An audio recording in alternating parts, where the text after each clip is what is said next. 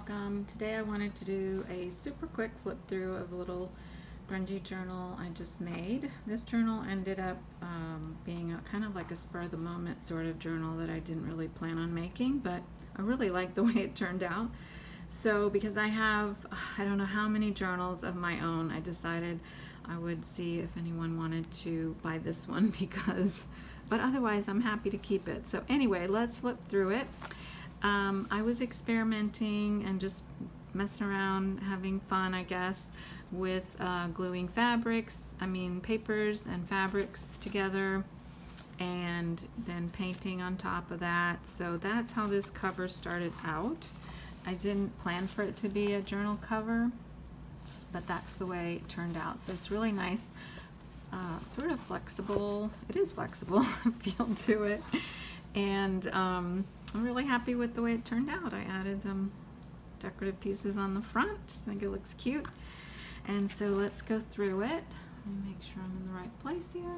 So I added a little pocket in the front, and it's just a little envelope which you can close if you want to. And I added a piece of my eco prints that I do on index cards, and then a little vintage game card. And then I made a bunch of tags also for fun with sprays, and I coffee dyed them first, and then I sprayed them, and that was a lot of fun. So I thought I'd attach one of those to this. This is using my grocery bag paper. I had a lot of grocery bags from having food delivered earlier this year and last year, and I was trying to use it a lot. I did use most of it actually. And that's what this is. I used it on as like an underpaper, so it has extra paints and stenciling and stamping on it from that, and it looks kind of cool. And then I just added a variety of different fun papers. This is an eco print that I made quite a while ago. I was trying to think. This might have been the ones I made with acorn ink. I have a video on that. And I tore it a little bit just to point out, and I put some masking tape on there, which I think looks good on this kind of print. This is on 90-pound watercolor paper. It's nice and sturdy. It's a little flip, which is an envelope, and it has a faux vintage postcard on it, that I decorated. And this is just a little piece of fabric that I stamped a bird on and did some stitching. That's the kind of stitching that I do. And more papers, book pages. This is a tea dyed doily, paper doily, and some sheet music, sort of like sheet music, plain. And then some more of my grocery bag experimenting. That's paint with stamping on top of the grocery bag. And here and there I added some fabric embellishments. A little piece of fabric that I sprayed brown.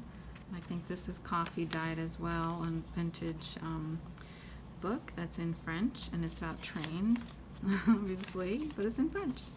So this is a piece of deli paper that I used also for extra paints, and I also practiced stamping and embossing a guy there. More fabric.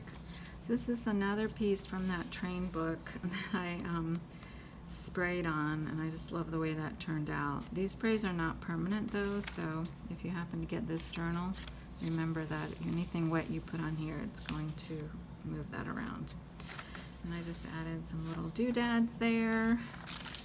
There, the other side of those papers that I just showed you. So you can see it's not super decorated.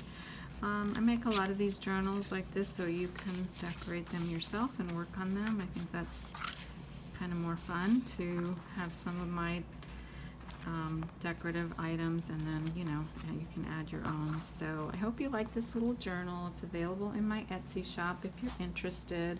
Of course, I'll provide the link below. So thanks for watching, and I'll see you next time.